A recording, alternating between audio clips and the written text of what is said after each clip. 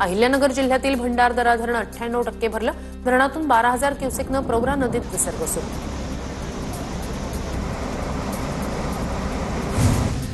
छत्रपती संभाजीनगरच्या कन्नड तालुक्यातील अंबाडी प्रकल्प पूर्ण क्षमतेनं भरला। अंबाडी प्रकल्पातून शिवना नदीपात्रात पाण्याचा विसर्ग सुरू। मुसळधार पावसामुळे इगतपुरीतील दारणा धरण 91.72% भरलं। दारणा धरणाच्या 6 दरवाजांमधून 10,284 क्युसेकनं विसर्ग। प्रशासनाकडून नदीकाठच्या गावांना सतर्कतेचा इशारा।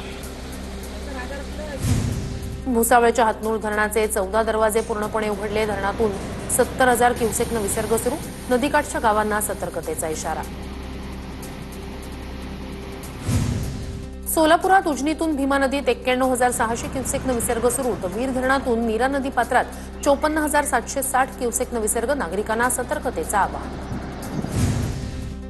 पुण्यातील इंद्रायणी नदीच्या पाणी पातळीत वाढ। कारला सदापूरमध्ये नदीचं पाणी पात्राबाहेर।